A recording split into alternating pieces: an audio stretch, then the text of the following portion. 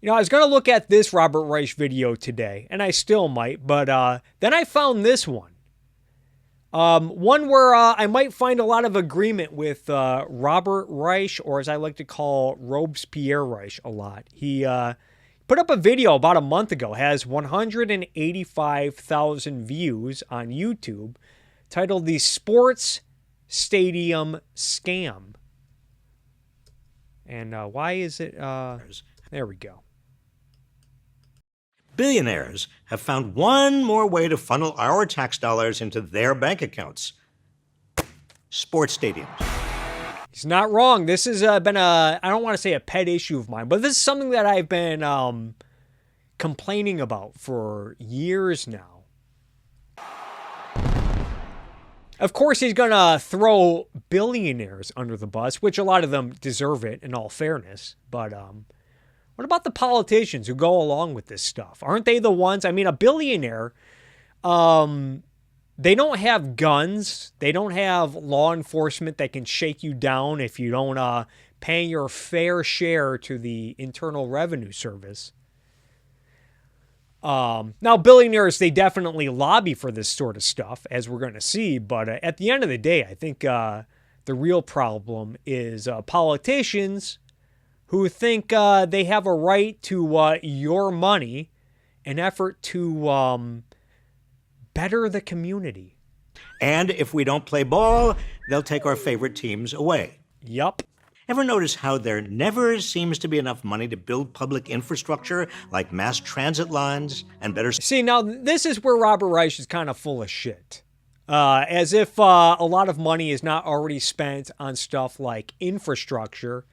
I've done a couple videos about this as of late, about how Biden, this is something that Tim Pool was complaining about. Oh, we have all this money for Ukraine, yet we don't spend a pittance on stuff like infrastructure and roads and bridges, even though President Biden, with a bipartisan support of Congress, passed a $1 trillion infrastructure bill. And the reason why we're not getting more infrastructure, and the reason why it's a lot more costly than it otherwise would be, is because of Biden's Buy America mandates. Oh, you absolutely suck! Not to mention all of the local spending on infrastructure. Better schools? And oh, yeah, and better schools. Like schools also have not seen nothing but increased funding for the last 5 decades. And yet, when a multi-billion-dollar sports team demands a new stadium, our local governments are happy to oblige. Yup. A good example of this billionaire boondoggle is the host of the 2023 Super Bowl, State Farm Stadium. That's where the Arizona Cardinals have played since 2006. It was built after billionaire team owner Michael Bidwill and his family spent years hinting that they would move the Cards out of Arizona if the team didn't get a new stadium. Their blitz eventually worked, with Arizona taxpayers and the city. I wonder if Robert Reich is going to talk about why these billionaires, why politicians often go along with this. The city of Glendale paying over 2/3 of the $455 million construction tab. And State Farm Stadium is not. And I also wonder, because he's bringing up Arizona, for those who don't know, this was a controversy with the Phoenix Suns. The Phoenix Suns owner, Robert Sarver, was trying to lobby the city of Phoenix for more subsidies to build and enhance his arena. And there was a huge uproar at the local city hall, I think it was. And there was this famous clip of this lady saying, yeah, it's not government's job to fund free enterprise. If Robert Sarver wants to build his arena, he can do it, and he can do it with the profits of his own team, or he can otherwise fail. But do not shake down the taxpayers for more money, especially for this team that is owned by a guy who is not exactly invested a lot in making the product more competitive. This was before the Phoenix Suns made the NBA Finals back in 2021. Not unique. It's part of a well-established playbook. Here's how stadiums stick the public with the bill. Step number 1, billionaire buys a sports team. Yeah? Just about every NFL franchise owner has a net worth of over $1 billion, except for the Green This isn't a new phenomenon. Bay Packers, who are publicly owned by 500,000 cheeseheads. Now, this is interesting.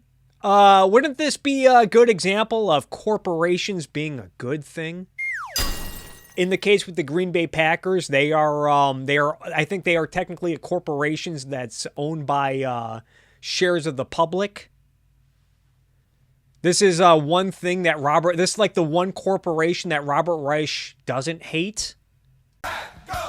The same goes for many franchise owners in other sports. Their fortunes don't just help them buy teams, but also gives them clout, which they cash in when they want to get a great deal on new digs for their team. He's still not explaining what the justification for all these stadiums is. Step number 2. Billionaire pressures local government. And how does the local government sell this to the public? Since 1990, franchises in major North American sports leagues have intercepted upwards of $30 billion worth of taxpayer funds from state and local governments to build stadiums. And the funding itself is just the beginning of these sweetheart deals. Sports teams often get big property tax breaks and reimbursements on operating expenses, like utilities and security. And why, Robert? Well, how do they justify this? Come on. On game days. Most deals also let the owners keep the revenue from naming rights, luxury box seats, and concessions, like the Atlanta Braves' $150 hamburger. By the way, I think the Braves ended up getting a new stadium. To my knowledge, the Braves got a new stadium in the late 90s. Off of revenue from the 1996 Olympics. They got Turner Field, and they closed it after 20 years, even though it was still a pretty good operating stadium. And they got a new stadium that was largely financed by the taxpayers. Similar thing happened with the Detroit Pistons, my team. I've talked about this many times, but the Detroit Pistons' old arena, the Palace of Auburn Hills, was a state-of-the-art arena that was built with 100% private financing.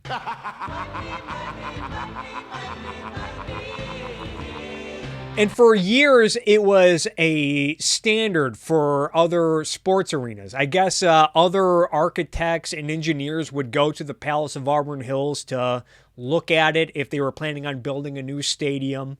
I think it had the largest seating capacity in the NBA for years. It was the envy of the league. And even after Tom Gores bought the team, I think in 2012, he had this stadium he owned outright, 100% privately financed, and even he just let it be destroyed so that he could move the Pistons back downtown to a taxpayer-funded arena. Even worse, these deals often put taxpayers on the hook for stadium maintenance and repairs. Yup. We taxpayers are essentially paying for the homes of our favorite sports teams, but we don't really own those homes. We don't get to rent them out, and we still have to buy expensive Come on, Robert. Why? Why? tickets to visit them. Whenever these billionaire owners try to sell us on a shiny new stadium, they claim it will spur economic growth from which we Here we go. all benefit. But numerous studies have shown that this is false. Oh, really? As a University of Chicago economist aptly put it, Oh, now he's citing the University of Chicago economics? Who is this guy, Milton Friedman? Huh? if you want to inject money into the local economy, it would be better to drop it from a helicopter than invest it in a new ballpark. Or we could let the taxpayers keep more of their fucking money, Robert. But what makes sports teams special is they're one of the few realms of collective identity we have left. Billionaires prey on the love that millions of fans have for their favorite teams. It's not wrong here. But yeah, this is the point I'm getting at. Isn't the justification for a lot of this subsidizing of sports stadiums, isn't this the school of thought of Robert Reich? That taxing citizens and investing it in make work jobs, because this is how the funding is often sold to the public, that it will create a lot of jobs. It will create a lot of local businesses. It will keep the team in the community, and that's really good for the community. It will be great for the local economy. I mean, yeah, we're just taking a little money from you here and there. But hey, this is going to be great for your neighbor. It's going to create a lot of jobs, a lot of economic opportunity, going to be great for the community. This is the School of Economics of Robert Reich. He's always advocating for raising taxes and then spending that money in an effort to stimulate the economy. This brings us to the final step. Which is why I think Robert Reich is probably, you could say, he has no moral high ground to stand on here. Because he doesn't disagree with taxing citizens and using that money to stimulate the economy and help the community. He just kind of disagrees on how to spend the money. Step in the playbook. Threaten to move the team. Obscenely rich owners threaten to, or actually do, rip teams out of their communities. And yeah, this happened with the Oakland Raiders. I think it was about to happen with the Athletics in Oakland. And the most notable case of this is the Seattle SuperSonics, who were owned by Howard Schultz, the CEO of Starbucks. And after the Seattle Seahawks and the Seattle Mariners got new taxpayer-funded stadiums in Seattle, Howard Schultz was like, now I want my taxpayer-funded arena. Come on, guys. That key arena that my Sonics play in, it's a dump. It's out of date. I want a new arena. And after Seattle told him to get bent, rightfully so, he decided to sell the team to new owners who would end up moving the team to Oklahoma City. There's been a lot of literature and documentaries made about that topic. Really, really frustrating stuff because the Seattle SuperSonics had a rich history, a very excited fan base. They were one of the fun teams of the mid-1990s, and not to mention when they moved to Oklahoma City, because they moved to a smaller market, their owners pinched pennies and notably had three of the best players in the NBA, Kevin Durant, James Harden, and Russell Westbrook. And even Serge Ibaka at the time was a hell of a basketball player.